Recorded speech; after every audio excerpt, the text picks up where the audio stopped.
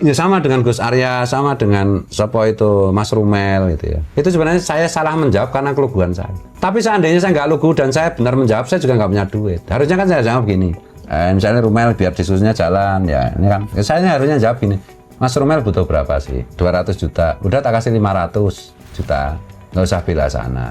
Bela saja kebenaran. Ya dia datang pagi itu saya temui habis asar kok. Ya saya malas. Ya saya di rumah ya biasa aja bermain-main, nonton TV, nonton Netflix, nonton HBO, nonton apa. Malas saya ketemu Rumel waktu itu. Dari sini kita belajar, jika ada orang mau datang ke rumah Anda dan Anda tidak senang dengannya, sebaiknya sampaikan penolakan secara langsung sejak awal. Bukannya membiarkan tamu di ruang tunggu, dianya di dalam rumah nonton TV, nonton Netflix, nonton HBO, dan menjelang sore baru ditemui. Dan pertanyaannya, pantaskah membiarkan tamu seperti itu? Kemudian menyusun ulang cerita pertemuannya setelah setahun lebih peristiwa itu berlalu. Kawan-kawan yang budiman, saya ingin menyampaikan bahwa setiap cerita itu memiliki dua sisi atau dua versi. Versi yang kalian tonton tadi adalah versi Gus Fuad. Dia membingkai bahwa kebenaran itu bisa dibeli dan seolah-olah sikap saya itu bisa dibelokkan asal dibayar lebih mahal. Karena Gus Fuad terlalu lugu dan tidak punya uang waktu itu, lantas saya dinilai membela kabilah Hadrami itu bukan karena kebenaran, tapi karena uang. Dengan kata lain, Gus Fuad mengklaim bahwa bagi saya, uang itu bisa mengalahkan data, dan bahwa posisi saya dalam diskursus ini tidak lahir dari komitmen intelektual, tapi transaksi finansial. Dan inilah versi saya, versi orang yang datang ke tempatnya Gus Fuad di Pleret dari Jepara. Ketika video ini dikirimkan ke saya, akhirnya saya mulai berpikir,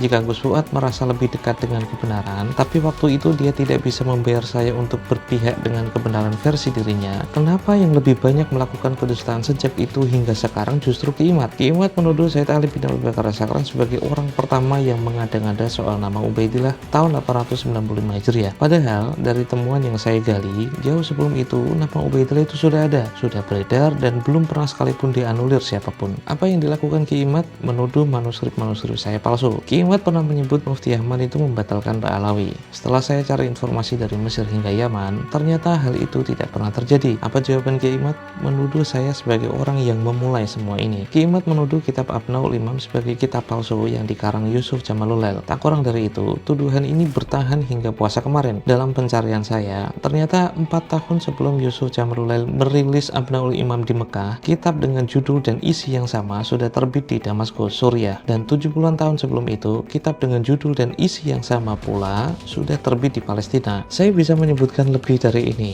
tapi yang ingin saya sampaikan adalah Ki Imad belum pernah meminta maaf, belum pernah mengakui kekeliruannya, dan di beberapa hal keras kepala dan menuduh saya sebagai biang keroknya. Jika yang didukung Gus Fuad adalah Ki Imad dan Ki Imad berada dalam payung kebenaran, maka seharusnya pertanyaan itu bukan berapa harga membela kabilah Hadrami seperti yang ia tuduhkan kepada saya, melainkan sebenarnya berapa harga membiarkan dusta Ki Imad terus-terus menyamar sebagai kebenaran. Dalam dunia penelitian, data adalah dasar, bukan donatur. Dalam dunia etika, verifikasi itu lebih penting daripada harga. Dan dalam dunia publik, dusta Ki Imad itu harus disanggah, bukan diam-diam hanya karena sejalan dengan Anda, Gus Fuad. Dari sini saya ingin bertanya, siapakah yang sebenarnya membela kebenaran? Yang mengungkap dusta, saya. Yang memverifikasi teks, saya. Yang menelusuri manuskrip dari berbagai versi, saya. Yang menuduh tanpa bukti lalu kabur, ya Ki Imad. Apa yang dilakukan Ki Imad kan ya sangat sederhana. Cukup bilang Yusuf Jamalulail memalsukan kitab Abnaul Imam dan selesai. Tapi membuktikan apakah sebelum Yusuf Jamalulail ada kitab Abnaul Imam,